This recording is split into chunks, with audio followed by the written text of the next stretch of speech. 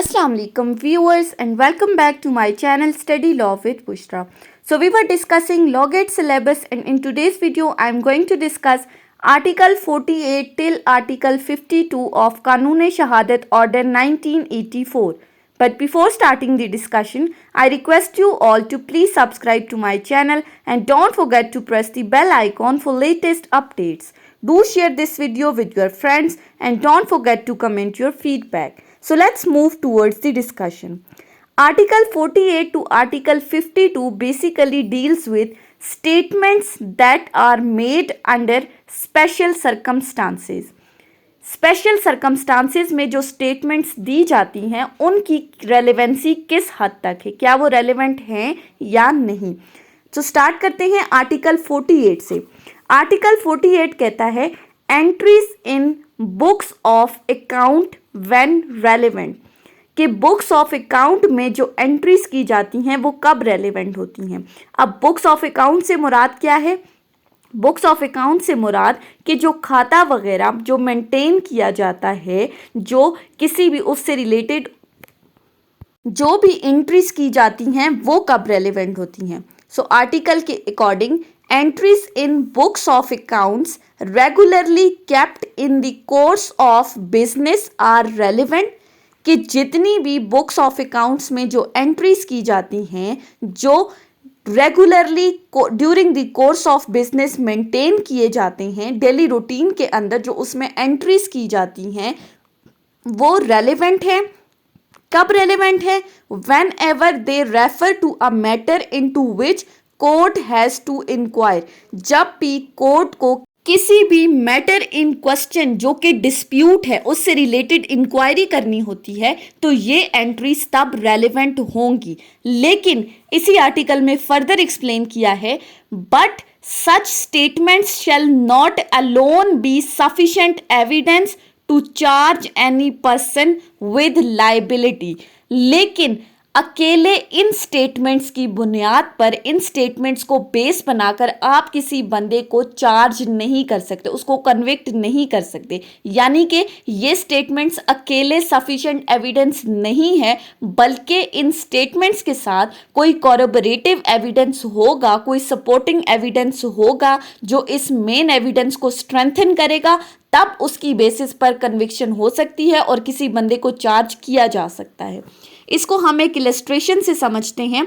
For example, A sues B for ₹1000। A ने B पर case file किया 1000 रुपये के लिए, और साथ ही साथ ही shows his entries in book account books showing that be to be indebted to him to this amount, और साथ ही उसने वो एंट्रीज अपने बुक्स ऑफ अकाउंट्स में बताई जिसमें बाकायदा ये लिखा था कि फलान डेट पर ए ने बी से 1000 रुपये लिए थे। अब ये एंट्रीज रेलेवेंट तो हैं लेकिन सफिशिएंट नहीं है कि विदाउट एनी अदर एविडेंस हम इस डेट को प्रूव नहीं कर सकते और ना ही किसी बंदे को चार्ज कर सकते हैं। उसके बाद आ जाते हैं आर्टिकल 49 के ऊपर। आर्टिकल 49 क्या कहता है? Relevancy of entry in public record made in the performance of any duty. अब यहाँ पब्लिक रिकॉर्ड की बात की गई है, जो during the performance of any duty जो एंट्रीज की जाती हैं किसी पब्लिक रिकॉर्ड में, उनकी रेलेवेंसी की बात की है। पब्लिक रिकॉर्ड्स कोई भी हमारे, जिसमें हमारे बर्थ सर्टिफिकेट, डेथ सर्टिफिकेट्स, जो भी पब्लिक रिकॉर्ड्स मेंटेन किए जाते हैं वो कब रेलेवेंट होंगे।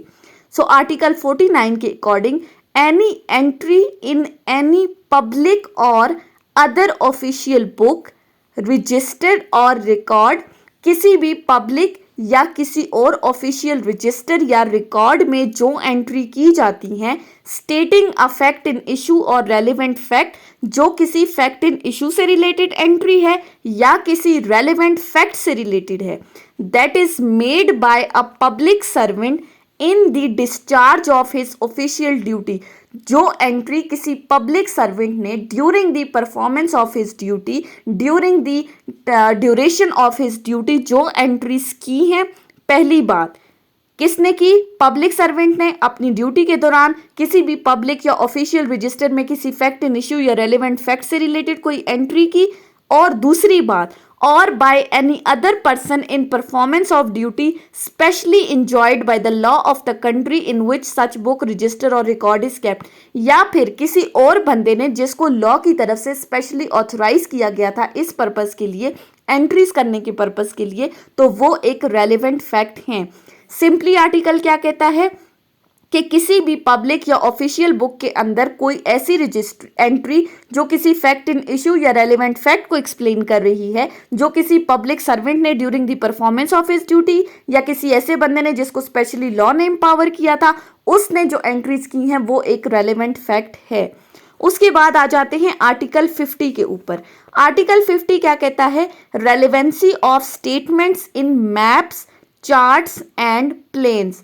अब यहाँ मैप्स, चार्ट्स और प्लेन के अंदर जो भी स्टेटमेंट्स हैं उनकी रेलेवेंसी की बात की गई है। आर्टिकल 50 कहता है statement of fact in issue और रेलेवेंट फैक्ट, किसी भी मेन फैक्ट या रेलेवेंट फैक्ट से रिलेटेड जो स्टेटमेंट्स हैं that are made in published maps, charts और plans generally offered for public sale. कोई स्टेटमेंट फैक्ट इन इशू या रेलेवेंट फैक्ट से रिलेटेड जो किस में लिखी गई है? किसी भी पब्लिश्ड मैप, चार्ट्स या प्लान के अंदर, जिसको पब्लिक सेल के लिए पेश किया गया है, ऑफर की गई है पब्लिक सेल के लिए, पहली बात। या फिर और is made under the authority of federal government और प्रोविंशियल गवर्नमेंट, या फिर यही मैप्स, चार्ट्स और प्लान्स जो किसी अथॉरिटी के अंडर बनाए गए हों। गवर्नमेंट की अथॉरिटी, अब वो कोई भी गवर्नमेंट हो सकती है, आपकी फेडरल गवर्नमेंट भी हो सकती है और प्रोविंशियल गवर्नमेंट भी हो सकती है। तो ऐसी तमाम statements generally relevant fact consider की जाती हैं एज पर आर्टिकल 50।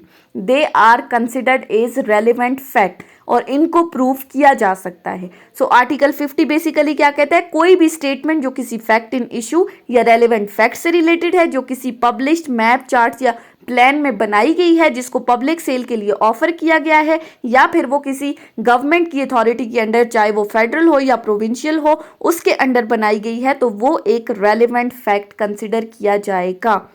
उसके बाद आ जाते हैं आर्टिकल 51 के ऊपर। आर्टिकल 51 क्या कहता है? Relevancy of statements as to facts of public nature contained in certain acts और नोटिफिकेशंस। अब इस आर्टिकल की टाइटल को अगर हम समझें तो ये किन स्टेटमेंट्स के बारे में बात कर रहा है? ऐसे फैक्ट्स जो पब्लिक नेचर के फैक्ट्स हैं, जिनसे रिलेटेड कोई स्टेटमेंट दी गई हो किसी भी एक्ट या नोटिफिकेशन के अंडर, तो ऐसी स्टेटमेंट्स या ऐसे फैक्ट्स की रेलेवेंसी क्या होगी जो कि किसी एक्ट या नोटिफिकेशन के अंदर जिनसे रिलेटेड कोई भी स्टेटमेंट दी गई हो।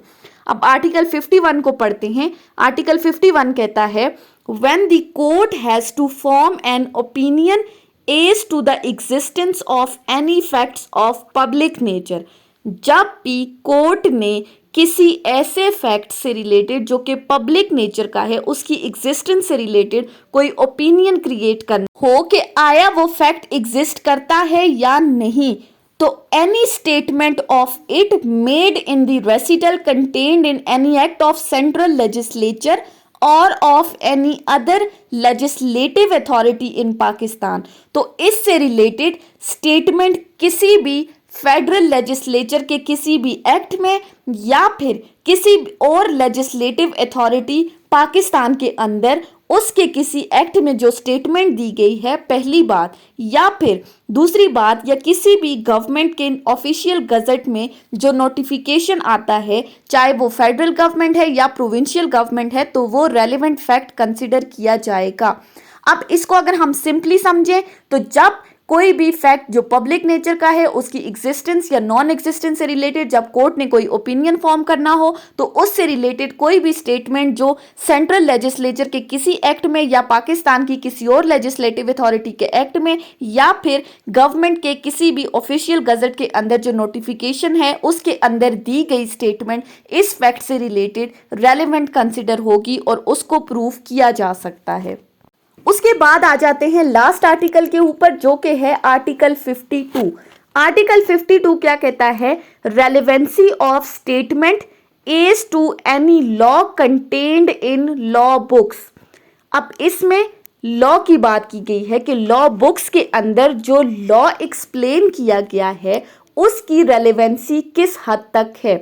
अब लॉ बुक्स के अंदर कोई भी हो सकती है, हमारी पीपीसी हो सकती है, हमारी सीपीसी, सीआरपीसी, या फिर जो कोर्ट्स के डिसीजंस हैं जिनमें हमारे पास पीएलडी आ जाता है, सीएलसी, एससीएमआर या जो कुछ भी आता है, उनके अंदर जो लॉज एक्सप्लेन किए गए हैं उनकी रेलेवेंसी किस हद तक है। सो आर्टिकल 52 कहता है when the court has to form an opinion as to law of any country, जब भी किसी कंट्री, एनी कंट्री, यहाँ पे कोई स्पेसिफाई नहीं किया गया, किसी भी कंट्री के लॉ से रिलेटेड जब कोर्ट ने कोई ओपिनियन क्रिएट करना होता है तो any statement of such law contained in the books purporting to be printed or published under the authority of the government of such country, तो उस कंट्री की गवर्नमेंट की अथॉरिटी के अंदर जितनी भी लॉ बुक्स प्रिंट या पब्लिश की गई हैं उनमें दी गई तमाम स्टेटमेंट्स, पहली बात, या फिर और any report of ruling of the courts of such country contained in the book,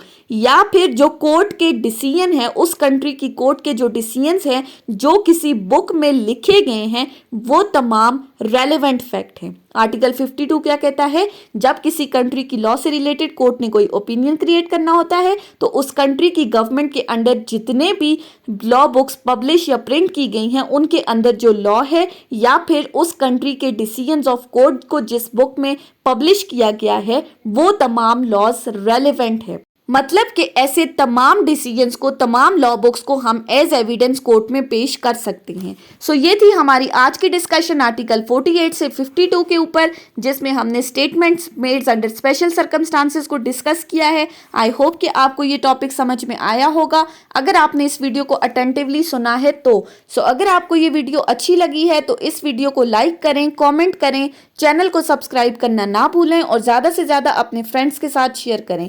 thank you so much for watching this video. Till then, Allah Hafiz.